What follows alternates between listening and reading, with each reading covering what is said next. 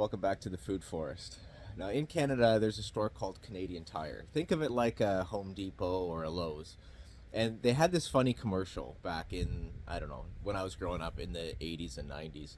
And it was essentially something like this. I might get the sequence wrong, but it was, a guy who was making breakfast or something like that. And he was using the frying pan, and then the frying pan handle like fell off. So then he went to go get a screwdriver. He goes into the pantry to get a screwdriver, tries to turn the light on, the light bulb's gone. So he goes into the garage to try to get the light bulb, and there's no light bulbs left in his pack. So he goes and he grabs his car keys, tries to start his car up, and it won't start. And then he's underneath his car, tinkering with it. And his wife comes in and says, "What are you doing? I thought you were making breakfast." And he says, "I am making breakfast." So that kind of thing has basically been my last month. It's like anywhere I look or try to do something else breaks, and it just adds something new to my plate. So I'll quickly in this video, we'll look at the gardens and stuff like that. But for the most part, as I'm doing that, I'll just kind of chat about how my last month has been and some of the stuff that's been going on. It's just typical homeowner stuff where something's always breaking. But some of it's garden related, some of it's pond related. So I'll go show you that kind of stuff. So if you're interested in that at all, we'll do that as a little bit of a catch up and get to show you some of the food forest and what's going on there. So stick around. So first thing before I get started, here's just the main food forest strip. So everything's coming back in, and all the plants are leafing out. We've got the nice Compre Wall, really keeping the grasses out of the garden. So this is a great way if you've got gardens or food forest strips and you want to keep grasses out. This is, I think, the third or fourth year that this strategy has been in place, and you can see what a stark contrast it is of lawn, comfrey wall border, which we use comfrey because it's got a really big root mass underneath the ground that acts as a blocker for everything else coming in. And then we've got a bunch of haskellapes and raspberries in there. We've got lupin and elderberry, and then we've got this beautiful peach tree here, and I'll talk about how I prune that and the shape that we're trying to get with that. So this peach tree here is one that's got a bit of a lean on it. It's not necessarily the healthiest tree, but this is the general idea that we want to have when you're pruning your trees, is you want to set up a bunch of these little V's, and off of each V you're going to have other V's, and you want to keep each one fairly short if you can, and you want to kind of fill in the space in a circumference and have this open vase shape. And the reason why you want to keep some of these things nice and short with multiple branching V's is that when the tree fruits out, you really want to have each fruit supported on a strong structure. And if you let it get too leggy, like I did on my first trees as I was learning, you get these really long branches, and then the tree will stop pushing fresh wood out of the older trunk sections. You'll only get it on the later wood.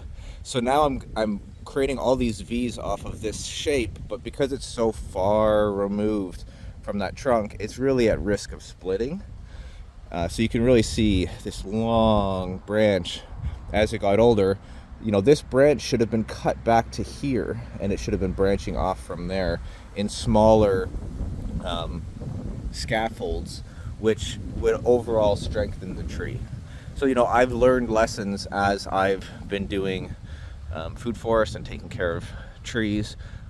This tree here doesn't have that long left for this world, and because I've known that for a while, I've got other trees underneath it that I've started growing. So once that canopy opens up, then one of these other peach trees that I've got growing in and around there will grow up a little faster because it won't be shaded out anymore, and it'll be the dominant tree in that space.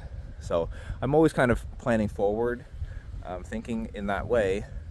And these fruit trees here, I'm going to do a much better job of trying to keep that growth a little bit closer to the actual reachable area. Oh, sorry, kicking my camera. A little closer to the actual reachable area, and create a lot of these shorter V sections. And this is kind of showing you the power of that comfrey wall. We've got comfrey preventing the grasses mostly from coming in. You know, there's some here and there that'll get in that I might pull, but I don't really have the time to manage in that way. But this allows things like this lupin, and actually dog strangling vine is coming up in there. I will remove stuff like that, mostly keeping it from seed. I don't mind dropping it down. It'll just be food for the soil web if I just chop it and drop it. But we got this understory of lupin and strawberry and a bunch of parsley in there as well that's growing and really separated from this Compre Wall. Is really separating that grass from coming in. We've got the cherry trees here. This linden tree is just absolutely beautiful and doing really, really well.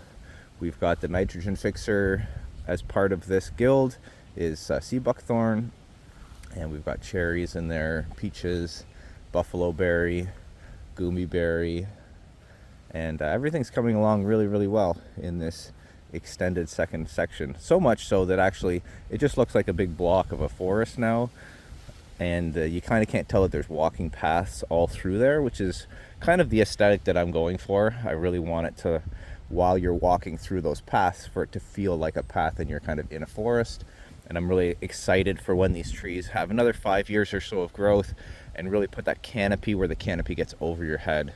Like, you know, this pear tree way up there, and it really does feel like you're walking in a forest, like a food forest. Also, my apologies if there's a lot of wind noise. I'm doing my best with the wind canceling microphone stuff, but the weather's been so chaotic lately that it's been really hard to film videos and have the quality be what I want it to be. Also, I just kind of missed a bunch of blooming windows for taking videos. The beauty of the blooming of the apple trees and the service berries. They really just put their show on, but I've been so busy with other stuff, like I was saying, that I haven't been able to actually capture any of that. So one of the things that I've been busy with is the pond. You'll notice the waterfall section is shut down. Look at these beautiful like ostrich ferns. This is all fiddleheads that we can eat. There's mint in there as well. Just like everything in here is edible. It's just really beautiful. I haven't cleaned up any of the old goldenrod or anything like that from last year. So I'm kind of slowly working on that, but it's fairly low priority. But you can see some of the cherries are blooming as well. It looks really, really beautiful. But we shut down the waterfall section because of something that's happening in the back stream area. So let's walk around and I will show you that. And then we've got a bunch of other stuff going on down in the lower sections, with trees, like tree branches falling down, that sort of thing. Look at the actual vibrancy, insane vibrancy of this swale. You can really see swales, they really do act as that water storage holding device, where we've got this bartnut tree absolutely loving its life, directly planted on the berm. In the future, or in the future, if I did this again, I wouldn't plant too many trees on the berm. I would mostly use it as maybe even bushes is the highest canopy layer that I would go, and the trees would go downhill of the berm. But this butternut is just loving its life directly on top of the berm of this swale. Same with that apple down in there, and it's just absolute vibrancy in here, especially on that swale level. We've got the wetland filter here. You can tell I haven't cleaned out any of the biomass from last year because I do want it decomposing. I want to put carbon back into the water to get the pH lower. It'll turn into carbonic acid, and it'll help offset the pH of some of the lime, the calcium carbonate that's going into the water. So here's some serviceberry trees that have just finished blooming. They really put on a show. Another serviceberry tree there. They're just absolutely going crazy right now, and the bloom has just been absolutely beautiful with gorgeous white flowers. You can see this lower section here is all shut down as well. So this is the bottom area of the sump. You can see some of my other pond videos where I go into detail on what this looks like. This is the river area. And what happened is we had a bunch of, I think, leaf debris get carried to here, and we've got these stumps that I pulled out of the forest, Only a very little bit I pulled out of the forest because this is very important ecologically in terms of insect habitat. So you don't go and you pull everything out of the forest, but I've got a zone 4 forest, you know, kind of back in there where I wanted to have some really nice pieces in the waterfall so that it looked natural, like this had always been there. And the waterfall had carved its way through the roots of these trees over the eons. So I really wanted that aesthetic for this when I designed this section. But essentially what happened is I've got this long root that I had designed and put in, but it actually acts as a trap for a bunch of leaves. So this trap actually stored leaves, and because of that it raised this level up a little bit. And then as the waterfall was going, now this wasn't the low edge anymore. The low edge was actually down here. And I'll just walk this back. So the low edge was actually here. So we've got a waterfall section here, put over another nice log, and this drops down into this lower river, and then this river snakes and goes down in there, falls over the waterfalls into the sump. But because of the fact that the low edge actually got raised at the other side, behind this rock was another low edge, and essentially what happened was a trickle flow started going up over this here, and it washed out all the soil down here straight down, like 8 feet down, and then washed out underneath the rocks. I was really afraid some of this hill, like it's hard to see on camera, but I'm actually standing about 15 to 20 feet above ground level way down there. I'm actually pointing my camera almost straight down, and there's giant rocks that are forming like a retention wall of this whole entire area. So when we wash the soil out of that, and specifically underneath some of those rocks, I was really afraid that this whole hill would collapse. And then if this whole hill collapses, as I come back to vertical, is this whole hill collapses, essentially the pond itself loses its structure to hold it, and I was afraid that this whole pond would wash the whole entire side of the hill out. So this is the main thing that I've been dealing with, is getting buckets and buckets and buckets of soil, filling this in, putting rocks so that it doesn't erode away again, and then just basically backfilling this, pulling this up, getting some other large rocks to hold this back in place, and then hopefully we can keep an eye on that in the future. But that is a bit of a side negative of having a natural pond that's not actually natural, is that you do have to do some maintenance on just watching it and being careful with it over the years, and making sure that the water is flowing where you want to, and no organic debris is building up anywhere, and potentially changing where the water flows and eroding away anything. So we're still working on that. That's been fixed up. We've also got a little bit of buildup of sediment on the bottom. Like I said, I do actually leave some leaf litter to decompose in the pond because I want that carbon in the pond to offset some of the lime that's being washed into the pond because of the stone that we're using. So I do want this to act like a natural closed loop ecosystem, but because of that, we do get debris that's floating down onto the bottom. That's where one of the pumps takes its suction pressure, so I've got to scrub those rocks out. So we've been going swimming and scrubbing some of those rocks out to just to make sure that the pump isn't getting blocked. But the pond is looking beautiful. Absolutely love this pond, and it really is the beating heart of the food forest ecosystem, with just the amount of diversity of life that having this source of water brings. And then again, I have this source of water now from a resiliency standpoint. If power goes out and I can't get water out of my well or anything like that, I've got this where I could boil water with propane or something from a barbecue and have access to clean drinking water and be able to flush toilets and all that sort of stuff. So I love the pond, but it does require a little bit of maintenance, and this year it required a little bit extra. So then here we are in our backyard. For the most part, I do try to let the grass get longer. I do like in the early season I like to let my grass actually go to seed. And I also like this other side benefit of that is that the clover that's sowed into the grass can get really vibrant and get strong. And then we've also got stuff like violets and all that, creeping violets, that will provide pollen for insects early on in the season. You know, you can see a lot of dandelions that have just finished up, and you know, I actually like dandelions in my lawn, so I will actually spread the seed. Dandelions are great food for bees, and I want my lawn to be a polyculture. But it's also long for another reason, because my lawnmower broke. So we've got an issue with the lawnmower that had to get fixed, and then we started using our push mower in the back there, and that broke. So it's like been kind of like one thing after another, and it's probably mostly because I don't use my lawnmower that much, because I do kind of let my grass go a little bit wild.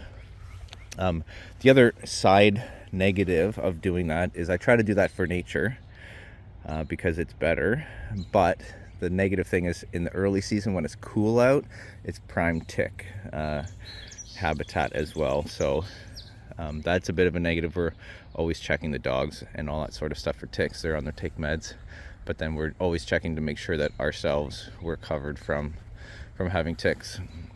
So these are our main annual gardens, and this is how busy I've been. I have a gardening YouTube channel, and my gardens still are not even prepared yet. This is still from last year. You can see we've got lots of lamb's quarters and orach in there growing, so we're actually eating kale, stuff like that. So we got lots of stuff naturally seeding. We've got the onions in the background, the Jerusalem walking onions, but these are the gardens. So we'll have to come in here, kind of clear this off, top them up because they're settled down a bit and they'll need some more compost. We'll build right up on top of the old garden beds and plant our tomatoes out. That's the real only perennial crop that I worry about. One reason I haven't had a huge push to do that is because we've got all this sorrel. So we've been eating all this sorrel. This just comes up every single year. It's a perennial. And we've got garlic mustard that I've been eating that we're going to now harvest because it's starting to flower and then go to seed. So this is an invasive weed, but you can eat it, so it's edible. So I like to eat the weeds, but really prevent them from actually going to seed. So we're going to come in and harvest this all for biomass, turn that all into healthy compost before it goes and starts seeding out. You can see all the kale coming in, so we can eat all that kale and we don't have to plant it all. We've got all this lamb's quarter. Like, this is just so good. Such a healthy green. You can eat that fresh out of the garden. Got tons of garlic growing. So this is the way that I like to garden anyway. Got lots of strawberries in here growing with onions, growing with goldenrod, growing with more sorrel in here. So just a complete sea of green. I haven't done anything at all in this garden, and I've got food growing everywhere. So this is the value of planting with perennials. We've got good King Henry and lovage, and this is all a bed of raspberries that I've got to clean out some of the older canes. I didn't have time to do that as well. And then we've got mint and other things that, yeah, the mint's spreading a little bit, but it's competing with other stuff that's very hardy as well, like the sorrel, raspberries. So I like to have the heavyweights battle it out a little bit. Then we've got grapes growing up it all, and we've got cherry trees growing in and around, autumn olives, and yeah, so it looks a little bit chaotic, but we've got some really useful and healthy plants. This is good King Henry, if anyone wants to know. It's another good perennial vegetable and green that does really well in cold climates. So this thing is the other thing that's taken a lot of my time. We've got a travel trailer, camping trailer that we've used for the kids going on all the Algonquin trips and things that I've videoed over the years. This is what we stay in. I like just pure backpack camping and hiking and portaging, but to do it with the family, it's much easier to do it something like this, and then you hike from there, and then you have somewhere nice to go back afterwards. But this has just been a little bit of work to get this cleaned up, ready for sale. We replaced the awning, so that's something that you can do yourself. Super simple to do. Instead of paying someone a couple $1,000s, you can, for I think about it was $130, we bought a replacement awning tarp and then did all the disassembly and reassembly ourselves. So that was not that much work at all. It was maybe 3 or 4 hours and saved probably about $1,000 or more. So this has been sold. So get this out of our lives and minimalize the stuff that we're carrying and try to just simplify our lives a little bit. Yeah, so sorry there hasn't been very many videos lately. There's a whole bunch of other stuff that's been happening. I can't even remember all the little minor things that you know, maybe took a single day to fix, but it's just, you know, you thought you had that day to garden or to make a video, and then you just lose that day. Also, we're opening up a pickleball facility, so that's the big project that I've been working on.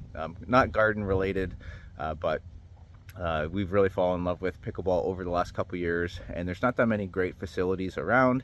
So we've actually decided to open up our own pickleball facility and go into business. So if you are in the Cobourg area, and if you do like pickleball at all, you know, and that's like from Cobourg, Peterborough, if you're about an hour drive from the Cobourg area and you're interested in pickleball and you want to join a good indoor facility and hang out with me, because I'll be there a ton, then check out a facility called the Dink Den that's coming to Cobourg hopefully this fall, and I'll have more news and all that sort of stuff on it. But put it at the end of this video just because it's not garden related.